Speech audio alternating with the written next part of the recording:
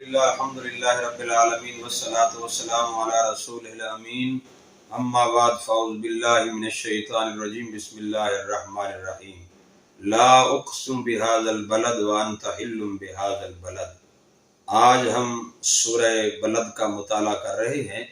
سورہ بلد یہ مکی سورت ہے اور اس کی کل 20 آیات ہیں۔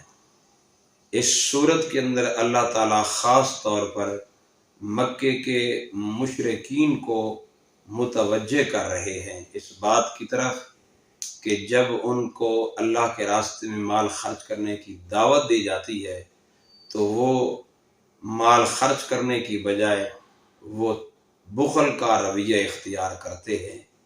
اللہ تعالی نے ان کے سامنے ان کی پچھلی زندگی کو سامنے رکھا ہے۔ اللہ تعالیٰ نے آغاز ہی میں کیا فرمایا؟ لا اقسم بہذا البلد۔ یہ لا اس مقصد کے لیے نہیں آیا کہ جو آگے اقسم کا جو جملہ ہے اس کی نفی کے لیے آیا ہو، نہیں، اس کا یہ معنی نہیں ہے کہ میں قسم نہیں کھاتا، بلکہ اس کا معنی یہ ہے کہ لا نہیں ہے، یعنی جو مشرکین بات کر رہے ہیں، جو آخرت کے حوالے سے جو گفتگو انکار کی وہ کر رہے ہیں، اللہ فرماتے ہیں لا نہیں، ان کی بات کی کوئی اہمیت نہیں ہے۔ یعنی لا ایک محذوف جملے کی نفی کے لیے آیا ہے۔ یہ ایسے ہے جیسے ہماری زبان کے اندر بھی اس قسم کا یہ جملہ استعمال ہوتا ہے کہ ایک آدمی کسی کے خلاف کوئی بات کر رہا ہوتا ہے، غلط بات کر رہا ہوتا ہے، تو دوسرا اس کی پوری بات نقل کرنے کی بجائے صرف کہتا ہے نہیں، یعنی نہیں جو کہہ رہا ہوتا ہے وہ اس پوری بات کا انکار کر رہا ہوتا ہے جو اس کے متعلق کسی نے کہی ہوتی ہے۔ تو اللہ تبارک و تعالی بھی لا کے ذریعے سے مشرکین کی کہی جانے والی بات کا اللہ تعالیٰ انکار کر رہے ہیں اور اس کی نفی فرما رہے ہیں۔ اللہ فرماتے ہیں نہیں، ان کی یہ بات درست نہیں ہے۔ اقسم، میں قسم کھاتا ہوں، بہذا البلد، اس شہر مکہ کی، وانت حل بہذا البلد، اے محمد صلی اللہ علیہ وسلم آپ اس شہر میں رہتے ہو، یہ کوئی اجنبی آپ کے لیے شہر نہیں ہے، آپ اس میں آباد ہو۔ ووالد وما ولد، اور والد کی اور اس کی اولاد کی مراد حضرت ابراہیم علیہ السلام اور حضرت اسماعیل علیہ السلام، جن کے ذریعے سے اللہ نے اس شہر مکہ کو آباد فرمایا۔ اللہ تعالیٰ فرماتے ہیں شروع کے اندر یہ مکے والے کیا اسی حالت میں مالدار تھے؟ کیا اسی طرح صاحب حیثیت یہ لوگ تھے؟ نہیں، اللہ فرماتے ہیں لقد خلقنا الانسان فی کبد، یقیناً یہ انسان پہلے بڑی مشقت میں تھا۔ یہاں الانسان سے مراد خاص طور پر مشرکین کفار اور مکے کے لوگ ہیں جو شروع میں بالکل مشقت اور بدویانہ زندگی گزار رہے تھے، لیکن اللہ پاک نے حضرت ابراہیم علیہ السلام کی دعا کی بدولت اس شہر کو امن کا گہوارہ بنایا، اور اللہ تبارک و تعالی نے کیا کیا؟ اللہ تعالی نے اس میں تمام چیزوں کی اللہ تعالی نے یہاں فراوانی عطا فرما دی۔ تو اب جب ان کے پاس فراوانی آ گئی، جب یہ مالدار ہو گئے، اب ان کو جب کہا جاتا ہے کہ اللہ نے تمہیں بہت کچھ عطا کیا ہے، پہلے تم مشقت میں تھے، اب خوشحالی کے اندر ہو تو تم اللہ کے راستے میں مال خرچ کرو، تو اب یہ سمجھتے ہیں ایحسب ان لن یقدر علیہ احد، یعنی اپنے مال اور دولت اور اپنے اقتدار کے نشے میں آ کر یہ خیال کیے بیٹھے ہیں کہ اب ان کے اوپر کسی کا بس چلتا ہی نہیں، یعنی یہ سمجھتے ہیں کہ ہمارے اوپر کسی کی قدرت نہیں ہے، ہمارے اوپر کسی کا بس نہیں چل سکتا، ہمارے اوپر کسی کی طاقت نہیں چل سکتی۔ اللہ تعالیٰ فرماتے ہیں جب ان کو کہا جاتا ہے کہ اللہ کے راستے مال خرچ کرو، یقولو، تو یہ کیا کہتے ہیں؟ بڑے حقارت کے ساتھ کہتے ہیں اہلکت مال لبدا، ہم اور کتنا خرچ کریں، ہم نے تو بہت سارا مال اٹھا دیا ہے، ہم نے بہت سارا مال خرچ کر دیا ہے۔ اللہ تعالیٰ فرماتے ہیں ایحسب ان لم یرہ احد، کیا ان کو اتنا بھی خیال نہیں ہے؟ کیا یہ خیال کرتے ہیں ان کو کوئی نہیں دیکھ رہا؟ یہ باتیں تو ایسے کر رہے ہیں گویا کہ کوئی ان کو دیکھ ہی نہیں رہا، یہ گفتگو ایسے کر رہے ہیں کہ گویا کہ کوئی ان کے اوپر کوئی نہیں ان کی باتیں سن رہا۔ ایا سب کیا یہ خیال کیے بیٹھے ہیں علم یروا کہ نہیں دیکھ رہا اس کو کوئی ایک علم نجعل لہ عینین کیا ہم نے اس کو دو آنکھیں نہیں دی ہیں. یہ معاشرے کے اندر غور کرتا، دیکھتا، یتیموں کو دیکھتا، غریبوں کو دیکھتا، ضرورت مندوں کو دیکھتا. ہم نے تو اس کو اس لیے آنکھیں دی تھی کہ تاکہ یہ ضرورت مند لوگوں کو دیکھتا.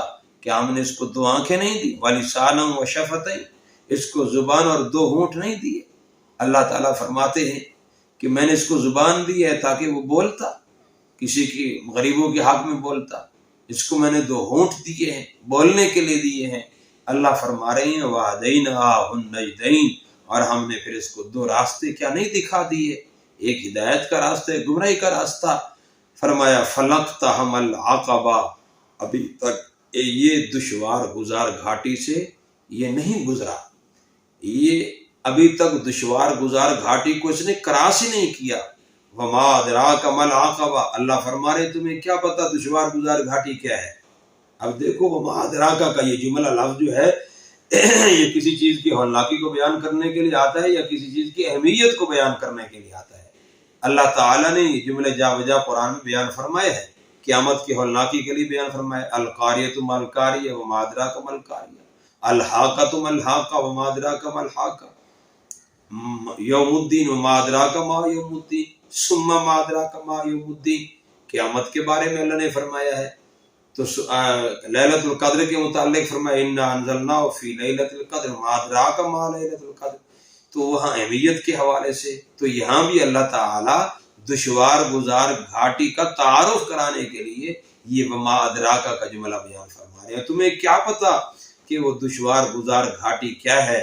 اللہ نے آگے اس کا تعارف کروایا ہے کہ دشوار گزار گھاٹی یہ فک رقبہ، کسی کی گردن کو چھڑوا دینا، یعنی کہ غلامیت کے بوجھ کے نیچے دبا ہوا ہے، غلام ہے، اس کو آزادی دلا دینا.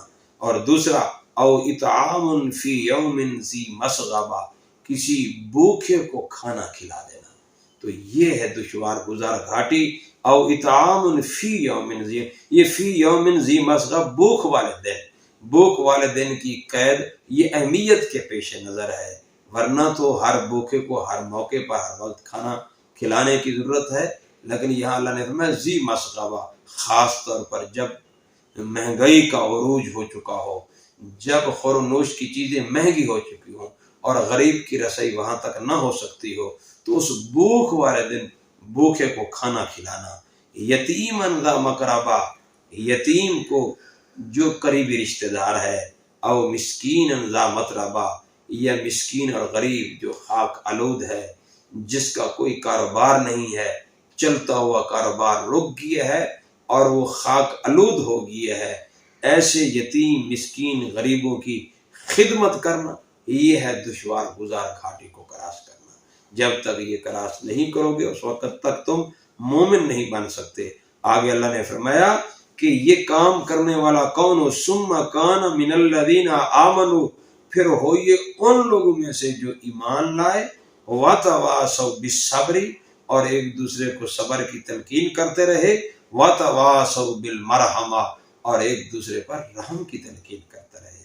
تو معلوم ہوتا ہے کہ یہ صدقہ، یہ خیرات، یہ تعاون، یہ مسکینوں یتیموں بے سہارا لوگوں کی ہمدردی کرنا، ان کی خدمت کرنا، یہ اس صورت میں اللہ کے ہاں مقبول منظور ہوگا جب انسان کے اندر ایک تو ایمان ہوگا، ایمان کے ساتھ وہ ایک دوسرے کو صبر کی تلقین کرے اور ایک دوسرے کے اوپر رحم کرنے کی تلقین کرے. یہ دیکھو رحم کرم کرنے کی تلقین یہ ایک اہم عمل ہے. جو آدمی اس طریقے سے اس پر عمل کرے گا، اولئک اصحاب المیمنہ، یہ لوگ ہیں جن کو ان کا نام اعمال ان کے دائیں ہاتھ میں پکڑا دیا جائے گا. یہ ہیں اصحاب المیمنہ. دیکھو اصحاب المیمنہ کے اعمال کی نشاندہی اللہ نے کرا دی ہے. اب بندہ بڑی آسانی کے ساتھ اصحاب المیمنہ یعنی دائیں بازو والوں میں جن کو نام اعمال ان کے دائیں ہاتھ میں کل قیامت کے دن پکڑایا جائے گا، ان میں بڑی آسانی کے ساتھ شامل ہو سکتا ہے. اس کو کوئی پرابلم نہیں ہو سکتا، کیونکہ قرآن نے وہ نشانیاں، وہ علامتیں، وہ اعمال سارے بتا دیے ہیں. اور اصحاب المشأمہ کی بھی نشانی بتا دی. اللہ فرماتے ہیں والذین کفروا بآیاتنا، جو ہماری آیات کا انکار کرتے ہیں، میرے ان احکامات کو نہیں مانتے، فرمایا ہم اصحاب المشأمہ، یہ بیں بازو والے ہیں، یعنی ان کو نامہ اعمال بیں بازو میں پکڑا دیا جائے گا اور یہ جہنمی لوگ ہیں۔ علیہم نار موصدہ، ان کے اوپر آگ موند دی جائے گی، یعنی بند کر دی جائے گی، یہ آگ میں پڑے رہیں گے، وہاں سے کبھی نکلنا بھی ان کو نصیب نہیں ہوگا۔ تو اس صورت کے اندر خاص طور پر جو مرکزی مضمون بیان ہوا ہے وہ انفاق فی سبیل اللہ ہے۔ اللہ کے راستے میں مال خرچ کرنے کی اللہ نے ترغیب دی ہے، دعوت دی ہے، اور اس کے اوپر اللہ تعالی نے جو زوردار انداز سے جو الفاظ استعمال کی، وہ فک و عقبہ ما ادراک ما العقبہ، یہ عقبہ کی بات کی ہے، اور تمہیں کیا پتا کہ وہ عقبہ دشوار گزار گھاٹی کیا ہے، اس کا اللہ نے تعارف کروایا ہے۔ اور پھر آخر میں خلاصے کے طور پر اللہ نے یہ فرمایا کہ ایک اصحاب المیمنہ ہوتے ہیں، ایک مشأمہ ہوتے ہیں۔ اصحاب المیمنہ کی بھی نشانی بتا دی اور مشأمہ کی بھی نشانی بتا دی۔ اللہ تعالی ہمیں اصحاب المیمنہ میں شامل ہونے کی توفیق عطا فرمائے، اور اصحاب مشأمہ سے اللہ ہم سب کو محفوظ و مامون فرمائے۔ وما علینا الا البلاغ المبین۔